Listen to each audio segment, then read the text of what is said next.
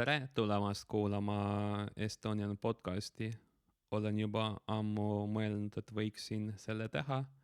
Paljud ideid tulid ja läksid, aga lõpuks mõtlesin, et parem teen seda normaalselt halvasti või nii nagu välja tuleb, kuid kohe, kui ideaalselt ja mitte kunagi. Sel juhul on perfektsiooni vaenlane, mitte sõber.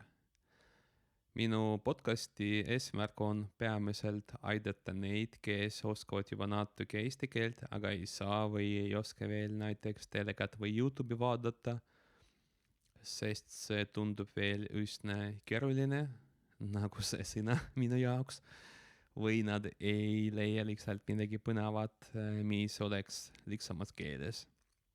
Miks ma otsustasin selle podcasti teha? Tuli välja, et veebis midagi sarnast lihtsalt ei ole. Ja kuna ma olen iseseisev keeleõppija, siis saan aru, kui oluline on sihtkeele sisu või contenti kuulemine ja tarbimine.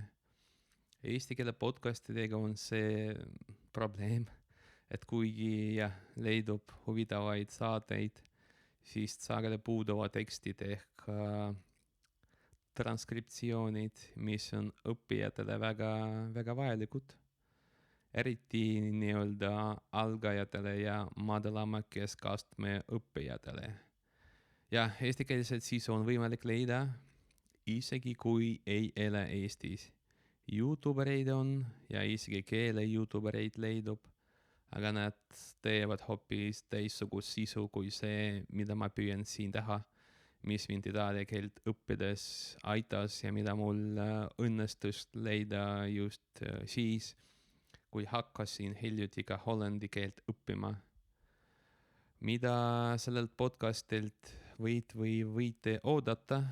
Eeskätt räägin teemadest, mis mind huvitavad, ehk sport, tervis ja lõpuks meie ümber olev maailm, nagu loodus ja ma ei tea, mis iganes ma huvitavaks pean ja mida ei saa muud kui teiega jagada.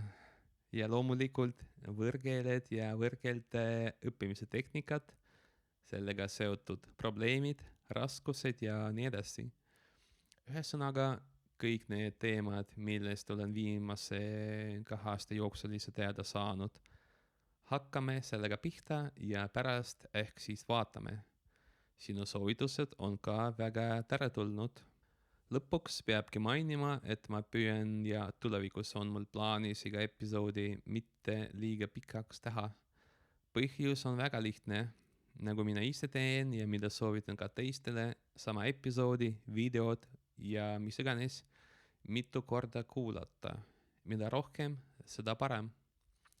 Ei, loomulikult ei pea midagi pähe õppima. Aga ideaalne oleks see, kui näiteks oma lemmikfilmi vaadates saad juba ennustada, mida tegelane mõnes kohas ütlema hakkab. Küll sa teed, mida ma mõtlen.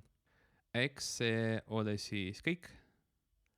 Transkriptsiooni leiad siin ja jätan lingi episoodi kirjeldusse. Head kuulamist ja mõnusat keeleõpet!